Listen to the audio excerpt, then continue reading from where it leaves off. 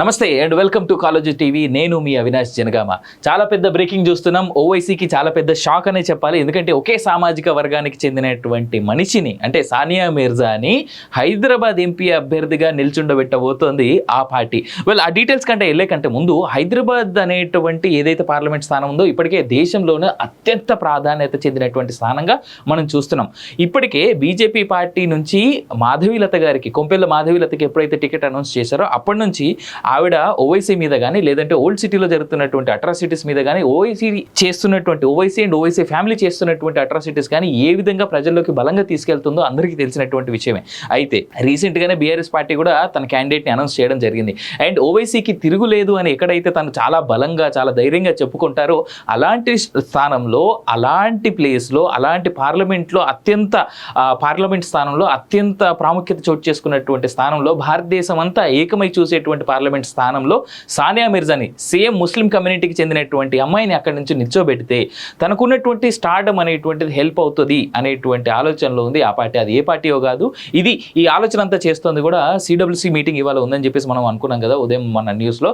So అలాంటిదే ఇవాళ Congress party చేస్తున్నటువంటి ప్రతిపాదన అనమాట ఇది. సానియా మిర్జా గురించి ఆలోచిస్తున్నారు. అండ్ 99% ఆ అమ్మాయికి సీట్ ఇచ్చేటువంటి ఛాన్సెస్ కూడా కనిపిస్తూ ఉన్నాయి. అండ్ రీసెంట్గానే షోయబ్ మలిక్తో డివోర్స్ అయిన తర్వాత అమ్మాయి కూడా చాలా యాక్టివ్ పాలిటిక్స్లోకి రావాలని చెప్పేసి నలుగురికి సాయం చేయాలనేటువంటి ఆలోచనలో తను ఉన్నట్టుగా తెలుస్తున్నటువంటి విషయం మనకి. అయితే కొంపెల్లి మాధవీలత ఎంత అగ్రెసివ్గా ప్రజల్లోకి వెళ్తుందో, తిరుగుతుందో మనం చూస్తున్నాం. ఆవిడ చేస్తున్నటువంటి కామెంట్స్ చూస్తున్నాం, ఆవిడ ఇంటర్వ్యూస్ చూస్తున్నాం, ఆవిడ ఎన్ని రకాల ఈవెంట్స్ అటెండ్ అవుతుందో చూస్తున్నాం. నిన్న చెంగిచెర్లో జరిగినటువంటి ఇన్సిడెంట్ని కూడా ఫస్ట్ బీజేపీ పార్టీ తరఫున, ఇన్ఫ్యాక్ట్ అన్ని రకాల పార్టీలు ఏవైతే మనకు ఉన్నాయో తెలంగాణ రాష్ట్ర వ్యాప్తంగా ఏ పార్టీ నుంచి ఎవరు అటెండ్ చేయకపోయినా కానీ ఈవిడ కొంపెల్ల మాధవీలత వెళ్ళి చెంగిచెర్లో ఏదైతే జరిగిందో హిందువుల మీద ఆ దాడిని ఖండించి చాలా ప్రస్ఫుటంగా మాట్లాడినటువంటి విషయాలు మన అందరికీ తెలిసింది, విదితమే.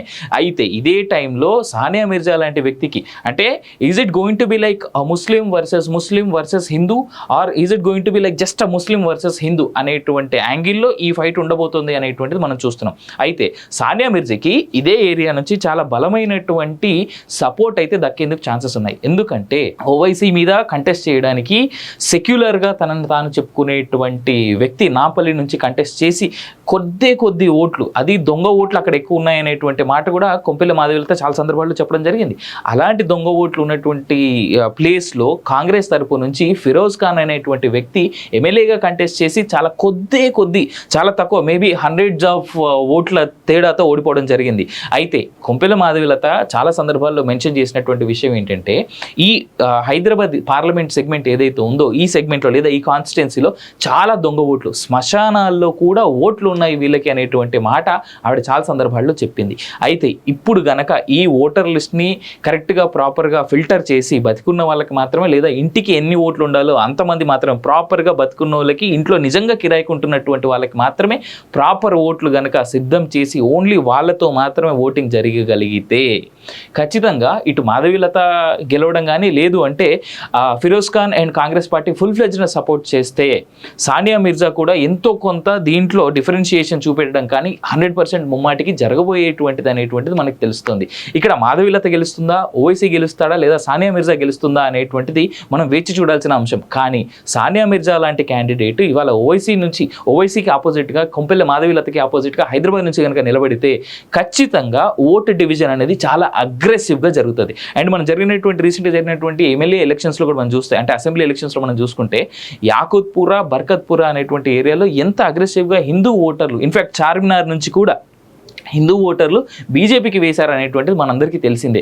అదే రకమైనటువంటి పోల్ మేనేజ్మెంట్ బీజేపీ కనుక చాలా అగ్రెసివ్గా చేస్తే ఇది కంప్లీట్ ముస్లిం వర్సెస్ హిందూ ఓట్ మెజారిటీగా డివైడ్ అయ్యేందుకు ఛాన్సెస్ ఉన్నాయి. అయితే దొంగ ఓట్లు ఎక్కువగా ఉన్న కారణం చేత ఆ ఏరియా నుంచి, అంటే వాళ్ళు చెప్తున్నటువంటి మాట ప్రకారం దొంగ ఓట్లు ఎక్కువగా ఉన్నటువంటి కారణం చేత మేబీ ఓవైసీకి కాస్త ఎడ్జ్ కనిపించేందుకు ఛాన్స్ ఉండొచ్చు.